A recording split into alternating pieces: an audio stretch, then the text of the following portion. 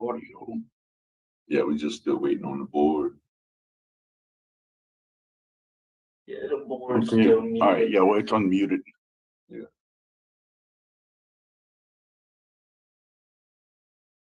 Make sure. Louisiana board's muted. They're not on. Oh, so You see the extra, right? see the extra the microphone, Yeah. and down here it's not on mute. This one's on mute, and that one's on.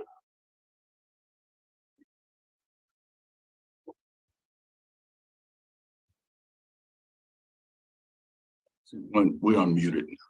Okay, Muted, but Yeah. On mute. like that's my wife right there. yes, I can hear y'all.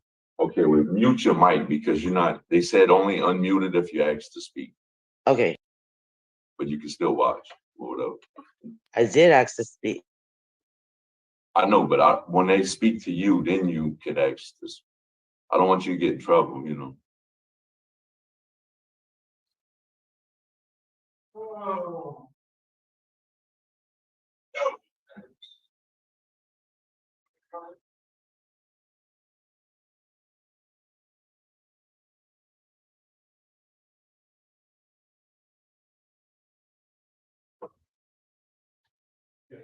You call.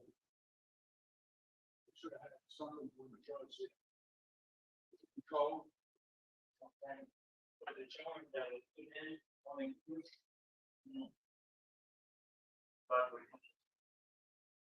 They got my.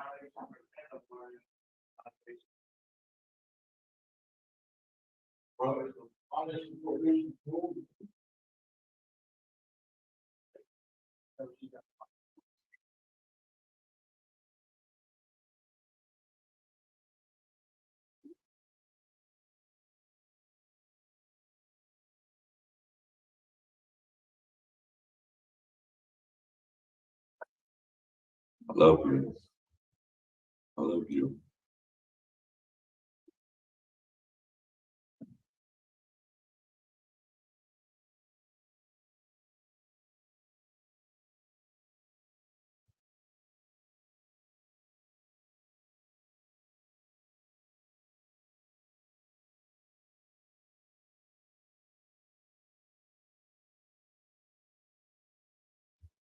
You at the library or something?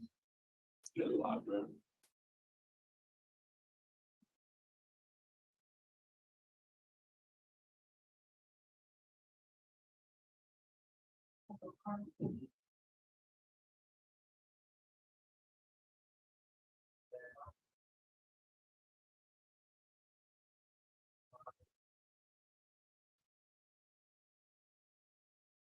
Man.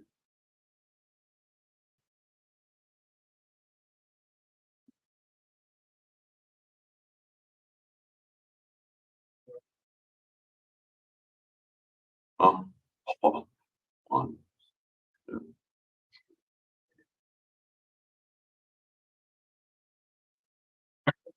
Good morning. The Committee on Parole is called to order. The time is 8:22. Today's date is June the 14th of 2023. Panel members today are Mr. Alvin Roche, Mr. Pete Freeman. My name is Tony Maribel. I'll be chair. Support staff located here at DOC headquarters in Baton Rouge or Carl Williams. Sergeant Foote. 1 second, sir. They got a block on the screen. Sergeant Foote. Foote. Ms. Jennifer, Brandon, they got something blocked on the screen. They trying to talk. 1 second, I notified.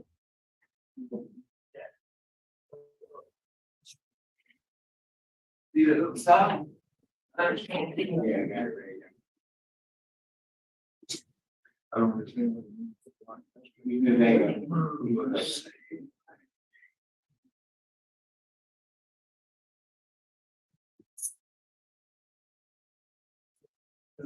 Mr. Fonsteca, can you see us? Yes, sir. I can see y'all now. It had froze for a second. All right. Would the staff at Lafourche Parish please introduce themselves? Deputy John Foote. Thank you, Jeff. Foote. Mr. Fonseca, this is a probation revocation hearing. Would you please introduce yourself and give us your DOC number? Yes, sir. My name is Danny Paul Fonsteca, and my DOC number is 446394. Mr. Fonseca, let me explain our process to you. I'm going to cover your parole revocation questionnaire. I'm going to read to you the allegations of how you are alleged to have violated your parole. I'll ask you to plead either guilty, not guilty, guilty with a statement, or not guilty with a statement. Then we'll have a full discussion about your allegations. You do have two people here today speaking on your behalf, your wife, Heidi, and your mother, Linda DeFreen. Do you understand our process? Yes, sir, I do. Do you have before you your revocation questionnaire?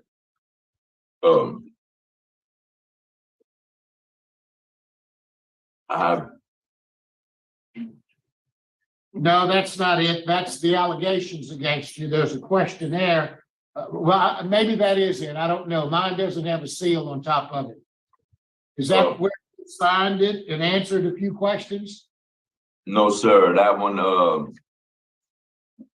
by me changing dorms, I seem to have lost the paperwork. Okay, that's all right. We're gonna put it up on the screen and let you take a look at it, okay? Yeah, that's the one where I deferred. Correct. Yes, I understand it. Okay, well, we're gonna put it up on your screen, let you take a look at it, because for the record, I need to go over it with you. Yes, sir.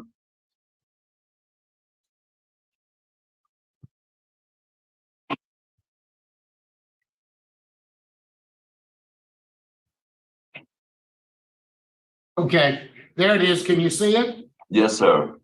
Now, is that your signature at the bottom left, Yes, sir.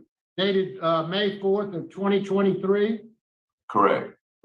Are all of those answers still the same as they were when you wrote it that day? Yes, sir. Do you have any questions about what we're doing today? No, sir. Are you ready to proceed? Yes, sir. Okay. I'm going to read the allegations against you. You can go back to that document that you were originally looking at, okay? Okay. Number 4, you engaged in criminal activity by committing domestic abuse battery, possession of drug paraphernalia, and contempt of court, and were arrested on January the 15th of 2022 by Lafourche Parish Sheriff's Office. You pled nolo contendere to the amended charge of simple battery, docket number LFR 609642, count 1 and count 2, possession of drug paraphernalia, and on September the 15th of 2022, and ordered to pay a fine of $300 in court costs. You served 5 months in the parish jail. It was suspended. You were given 5 months in the parish jail. It was suspended. You were placed on 1 year unsupervised probation with special conditions to complete the batterer's intervention program to run concurrently with each other. It's a lot of stuff there, okay? My question to you is, how do you plead to those charges? Sir, on the domestic abuse battery, not guilty. There never was a battery took place. Okay, well, let me make it a little simple for you. Okay, it's my understanding then is what you're saying is as to the original charges, you plead not guilty. Do you admit that you actually did in fact plead guilty to other charges? Yes, sir. For the drug paraphernalia, I had played guilty. And, I the simple battery, when it got dropped down, I was under the impression it would not violate my parole, and I was just trying to get it off You'll behind me. have an opportunity to talk about that in just a few moments. All right. Okay. So I'm going to put you down as not guilty and guilty with a statement. Okay. All right. The next allegation is you were then booked on a violation of a protective order on January the 19th of 2022. The state entered an all-pros in docket LFR 609644, violation of a protective order.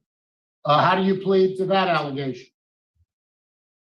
process, correct? Yes.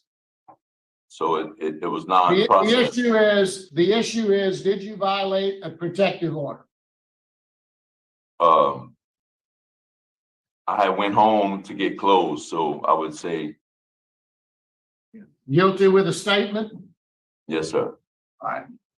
You again, and negation is you again engaged in criminal activity to committing a violation of a protective order and were arrested per warrant on August the 13th of 2022 by the Lafourche Parish Sheriff's Office. The charge was declined for prosecution. No bill was filed in this matter. Question becomes, you again engaged in criminal activity by violating a protective order, and a warrant was issued on August the 13th of 2022. How do you plead to that charge? Not guilty. I never went to jail that day, sir. All right, well, we'll discuss all of those things. And number 8, you admitted to abusing methamphetamines, an illegal drug, and Suboxone without a prescription when arrested on April the 11th of 2023 to that charge. Guilty, not guilty. Guilty for the meth. Guilty to the amphetamines, and I believe in your statement you said you weren't using Suboxone. Is that right? No, sir. I was not using Suboxone. I wanted to get back on my Supplicate, is what I said. So you got guilty to the methamphetamines and not guilty to the Suboxone. Yes, sir. And finally, you failed to pay any monies towards your supervision fees while on parole supervision and are currently in arrears in the amount of $3,339. How do you plead to that charge? Guilty. Your case has been assigned to Mr. Pete Freeman. Would you please answer any questions he may have? Of course. Okay, Mr. Fonsteca, how long you been in jail? Since April 11th, 2023. So 2 months, correct? Yes, sir. And you were about to get off of supervision, weren't you? Yes, sir. Think you had a week left when they arrested you? Yes, sir. Give or take. Okay. Were you in the press and violated a protective order? Now, this is on more than one occasion, and we do have the arrest reports. I want to tell you that before you answer that question. Okay. So were you in her presence? No, sir. She had left the house and I went home after to get clothes. I didn't know how a protective order worked. You know, I never had that before in my life. They told me to stay away from hiding. So when I know she left the house, I went. An argument and a fight. And it wasn't physical, but it was an argument. No, sir. So you're trying to say the police report is false? No, sir. I'm saying that when I went home and to get clothes after she left the property, I didn't know I couldn't just get clothes. I didn't know how it worked. When I left the jail, the day I left the jail, my bondman didn't even give me the court date. That's why I had to come him to court the next day, because I didn't even know I had to appear. I've never missed court in my life. Okay, but this is your statement now. Mr. Fonsteca denied criminal conduct. Mr. Fonsteca admitted to a verbal altercation with his wife, but denied any physical contact. The very initial night I got arrested, and which is January of 22. I'm saying the very first time I ever got arrested and they charged me with domestic abuse battery. I'm talking about that night. It was a verbal argument me and my wife was having over family issues, some silly, and they knocked at my door. They was next door picking up a dead animal, and they overheard us arguing, which is campus 15 feet apart. They overheard us arguing, came over, knocked at my door, and arrested me, detained me right away. And that night I'm talking about, it was a verbal argument. But you were in her presence. Yeah, but the protective order never existed at that point. From that point on, the protective order got put on. I'm talking about the very first time This is on 8/13/22. No, sir, I was never arrested in August. It doesn't matter if you were arrested. Were you in her presence? No, sir. Oh, by that time, the protective order got dropped. It only lasted 6 months. It got dropped in June. Judge Chris Boudreau dropped the protective order. Okay, let's move on. I've been finished with this for a whole year. You're not finished until. No, I meant, no, sir. No, sir. I meant with the charges, I was on the street and Let me ask you this, did you complete that battered intervention program? no, sir, the judge canceled the whole sentence. No, I don't see anything in here where it says he canceled the whole sentence. Yeah, well, my mama mailed the whole transcripts to y'all over like 2 weeks ago. My mama mailed all the transcripts that the judge said, that I said, everything to y'all. Okay, you said you did use methamphetamine, correct? Correct. Okay, I have a why were you history of using drugs. methamphetamine? Sir, Why were you using them? because I'm an addict, sir. I have a history of drug addiction. And if you use methamphetamines, couldn't that lead back to you drinking? Possibly. Did you drink any while you off? No, sir. I haven't drank in 4 years. Over 4 years.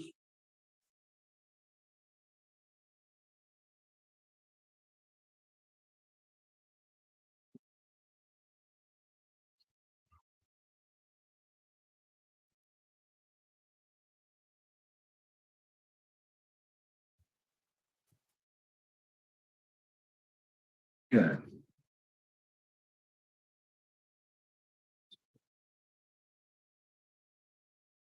Okay, the daughter was made contact with by the sheriff and stated that you hit her mother.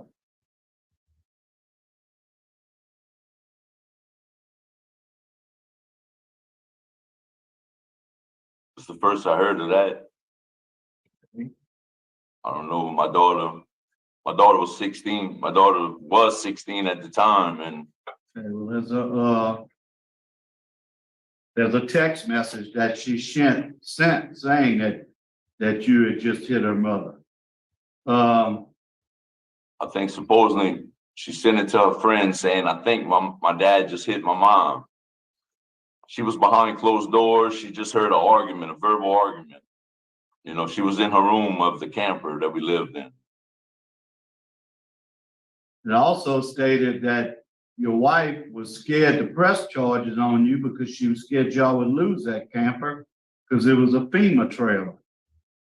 The camper is from Ida Relief, sir. It's under my name, which me and my wife has been married since 2005.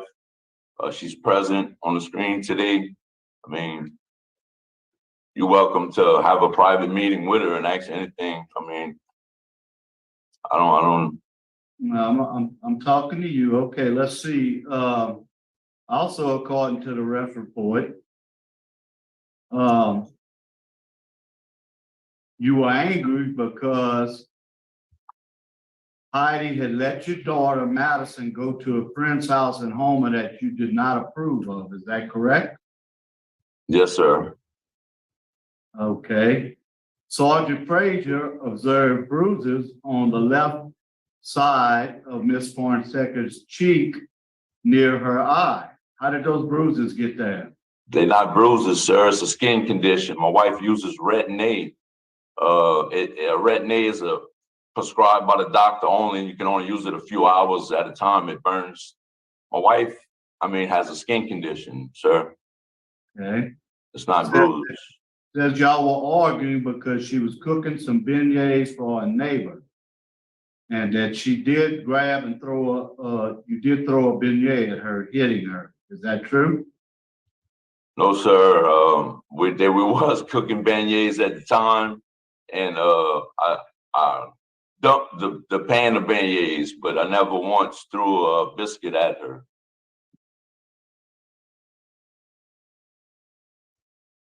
Okay, while conducting a search of your person, that's when they found the glass pipe?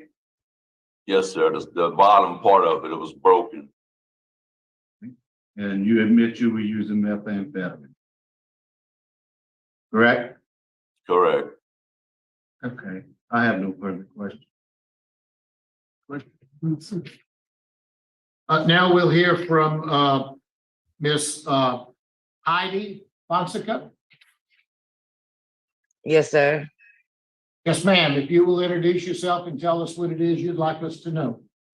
Heidi Fonsteca. I'm Danny Fonsteca's wife. On the 15th of January of 2022, the cops were called because of a dog issue. Practically, what he said. We was arguing. My daughter was present. She was in a room with the door closed. She didn't know what was going on. So she messaged her friend next door. Well, when the cops came, I explained to them, never got physical. They didn't believe me. And they even seen, like I do have a skin condition. I do. I get blotches like all over my face, especially when I use the right name. Well, I told them nothing got physical. The only thing, he didn't throw no band-aids like me, threw a band-aid once they hit the wall or whatever, but nothing never got physical. It was all verbal. And I explained that to them. And it's practically, they did what they wanted to do. They didn't believe me, and they arrested him. And it's in the statement, it shows that nothing never got physical. So I still don't know why he was arrested for the domestic whenever. Then they go and they put a protective order. I never signed up for no protective order. They just it got put on him, I guess through them. But then again, nothing never got physical. I don't understand how that could happen. And when he did get out, I wasn't home. And wound up, I think, going to get some clothes or something. Then again, he got arrested for that. I wasn't home. Him and my son, our son, actually went to the camper to get some things. But I just don't think that he didn't do anything to, to even get the battery charge, because it was all verbal. And I don't know if you could see in the statement where it said, Ms. Fonsteca said there was no physical contact. Well, why arrest him if there was no physical contact? So that's really all I gotta say. I mean, I just don't see him getting violated over something that he did not do, that didn't take place. Thank you, Ms. Fonseca. Ms. Linda Dufresne? Yes.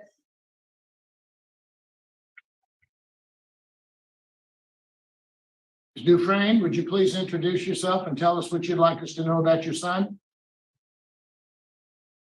You're on mute, ma'am.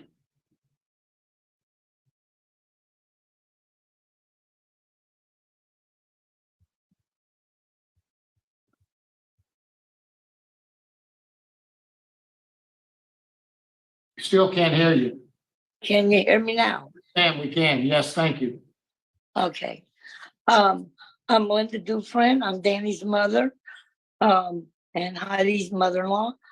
They lived with me for the first 2 years, 3 years that he got out of prison.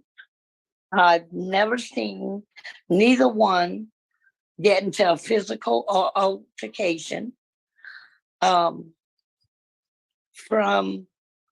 the night he got arrested, his wife has always stated, she came to my house crying, saying she told them it was a silly argument and it never got physical. I bonded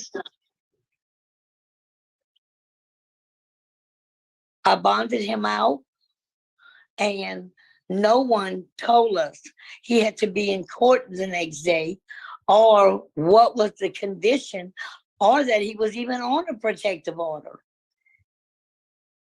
not the bondsman, not the, no one. He had never been on a protective order. We didn't know the conditions of it. Okay. Thank you, Ms. Dufresne. We appreciate your comments. Okay, thank you. Mr. Fonseca, is there anything you'd like to say before the board votes? No, sir, Your Honor. No, sir. Thank you very much. Is the board ready to vote? Yes. Mr. Freeman? Okay, Mr. Fonseca, it's a total different story than what we're getting in the arrest report.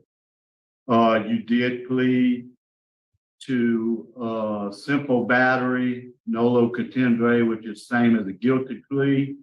You pled to possession of drug paraphernalia and admitted using methamphetamines, which really worries me because that's the next step to starting to drink again. And with a fourth offense DWI, we're just lucky so far you haven't killed anyone. My vote today is to revoke. Thank you, Mr. Roche.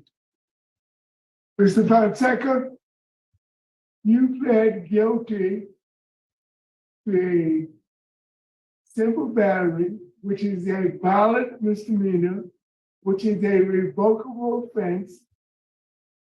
You pled guilty to using illegal drugs. Therefore, I'm going to revoke your supervision. Mr. Fonseca, you have 2 votes to revoke your parole. I agree with my colleagues. Your parole has been revoked today. Good luck to you, sir. Can I just ask one thing? You may ask me anything. I'm not sure I can answer it, but I'll try. Yeah, I was just, I guess, of course, being on parole, I get all my credit for time served or whatever. That's up to the Department of Corrections to calculate all your time calculations. We don't do that here at the board. Yes. I know. Okay, thank you. I appreciate. You'll get everything you're entitled You to get under the 2 law. credits. Yeah. That's what I'm saying. I know what You act get 2 I'm under. months So, Right. sir. You'll get the 2 months credit from the time they detained you. Correct. Yes. Correct. Yeah. Thank Good you. luck to you, sir. Thank you, sir.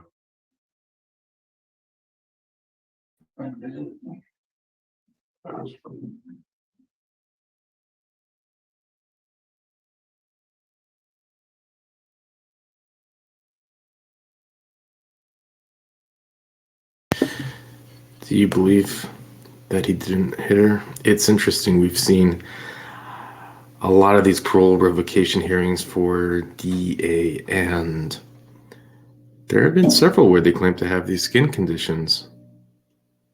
And the board definitely has heard that so many times. But I saw as soon as they drilled in, none of it made a difference. They had the cause to revoke him. Nothing else made a difference because he's pleading guilty to the methamphetamine. So, as far as they were concerned, it was just, all of that was just, they already made up their minds. The 4 DUIs, interesting. It's like the methamphetamine scares me because it will lead to drinking, and you have the 4 DUIs. And I don't know, I found that to be kind of like interesting because it's the meth that scares you because it could lead to the drinking. Because wouldn't it be a DUI driving on the meth? Like, I'm a little confused.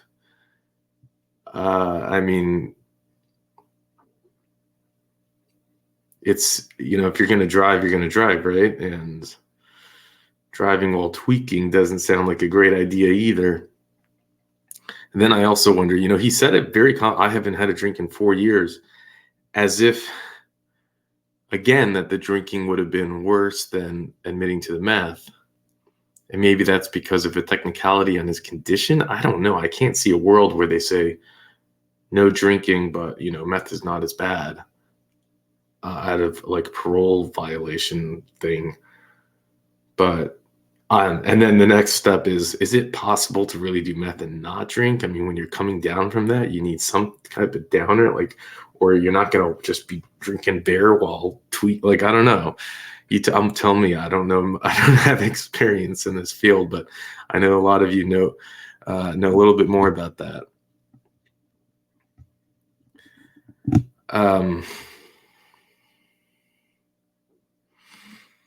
You know, you got to just feel bad. His daughter is sitting in their little trailer to just experience and live through all of that. And so traumatizing. It gives me the shivers. Even if it was just texting a friend, I think my dad just hit my mom. It's just so devastating.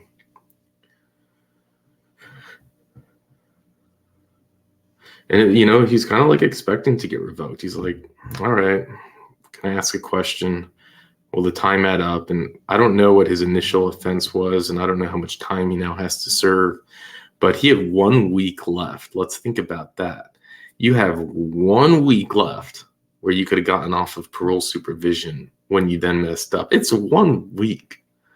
It's not the first time we've seen someone with just 1 week or left. It's like, just don't get in trouble for 1 more week, bro. It's like, the impulse control thing, it's like 0. But you probably would say that jail's the best thing for him. You know, meth is going to take you nowhere really, really, really quickly, nowhere good really fast. So it's just like, all right, he's just locked back up and hopefully sobering up. But man, I don't know. He needs some more programs. You know, he admits he's an addict. I don't know why they couldn't give him any programs. But I guess they don't do that at parole revocation hearings.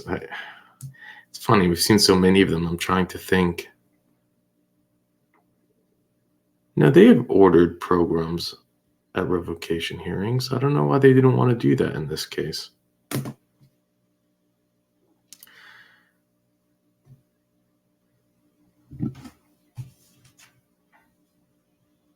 Yeah, it's interesting to me. Okay, so with that, I'll let you go.